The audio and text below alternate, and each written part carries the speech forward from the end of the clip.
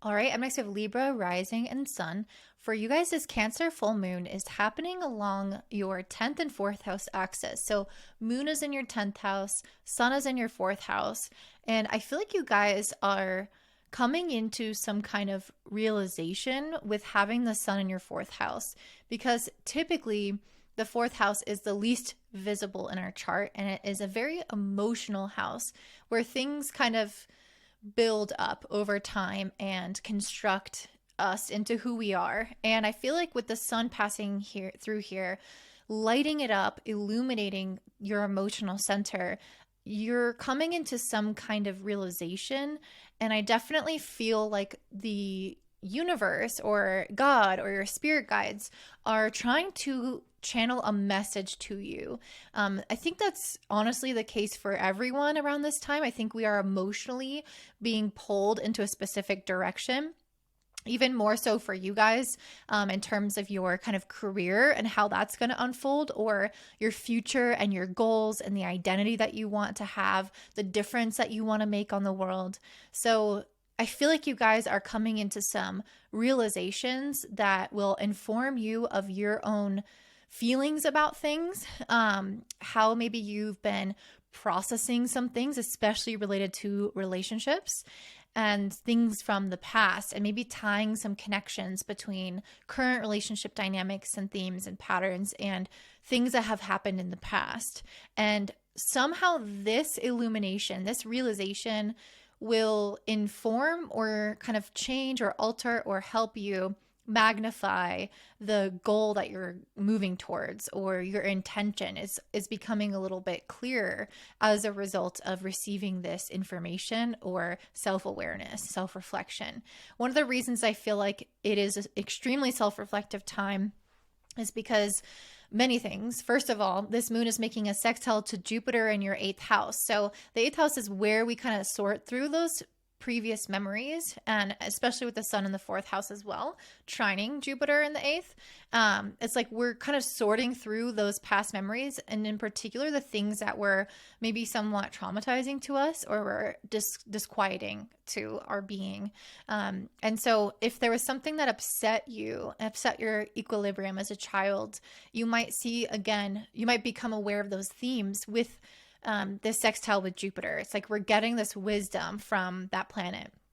I also say this because you have Venus, which is your planetary ruler, in the sign of Scorpio, which has a similar 8th house energy where you are very self-aware in general. You're able to look at shadowy things, but it's not in a negative way. It's like in a way where it can bring healing, because Venus is in your 2nd house, squaring Neptune in your 6th, and trining Neptune in your 6th, and sextiling Pluto in the 4th.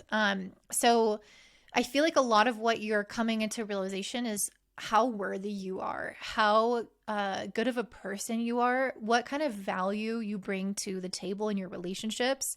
And I feel like you're getting a lot of clarity around maybe some patterns or things that you have fallen into or accepted from relationships in the past that is reflective of an old self-concept. It's not actually who you see yourself as now. You are growing, you are evolving, you are changing. And I think some of the relationships that were with you previously, or that have some of these old patterns, are going to show themselves that, or are going to become clear that there's something that's maybe not totally aligned there anymore. Doesn't have to be the case for everybody, but I definitely feel like there are at least patterns and things within dynamics with others that could feel outdated, and you could feel better than that now, if that makes sense. One of the reasons I say that is because I pulled the 6 of Cups and the 2 of Cups in reverse next to the Hermit card. So it's like you're being reflective with the Hermit card. You're being self-aware about how what kind of the experiences that you're going through now are actually reminiscent of things that you experienced as a child, maybe in a dynamic with your family, or maybe you had a friend growing up that there were just certain emotional links to the experience that you're going through now. And so I feel like you are, again, having clarity around that. And then somehow this version of yourself kind of gets upgraded, updated, and then you understand well, now what do I want moving forward? What do I want my career to look like? What do I want my life goals to look like? And how do people kind of fit into that mix? And that might not be like top of mind necessarily, but I feel like that's part of this story overall, even if it's not the largest part. This moon is also trining Saturn in your sixth house. So it's definitely a good time to kind of get a little bit more committed to your routine and to your health, and a time to become disciplined or put more energy into specific career goals that you have on a day-to-day basis. This is a time for consistency and maintaining vision on to where you're trying to go. The North Node is in your seventh house, so relationships are going to be pretty big deal for you throughout this entire year. And I think even though we're having moons that focus like this one that focuses on your career, I still think that relationships are going to be woven in and out of every major transit for you this year, especially with the South Node in your sign in Libra. Many of us are going to go through, cutting out the wrong people for us. So I think that might be a theme for you guys throughout this year, is like, who is the right person? Who am I growing into and who matches that? And I think that's part of this energy. But again, I think you're meant to commit to some kind of career goal or something that has longevity to it. And you might be a little bit scattered right now because Mercury is retrograde. It's in Sagittarius. It's in your third house. Mars is there. So there's a lot of mental chatter and stimulation. It's really not the best time to have good, important conversations or make decisions or even try to get super planned and organized. I think that is the goal with Saturn, but Mercury can make it hard with the logistics. It can make it hard for us to kind of really wrap our head around, what a project would entail, how long it would take, how to discuss the details with somebody, make sure that you don't miss anything. Like a time like this is when you would miss details, especially because Mercury and Mars are squaring Neptune the 6th. So I think we're supposed to get committed and disciplined and routined and work hard. Maybe go after something in a more solid way, but don't hold unrealistic standards for yourself right now where you're supposed to have everything kind of all together, because you might find that you're wasting a little bit of energy, or that it's hard to focus, or that you're really busy, or you're anxious, or you're distracted.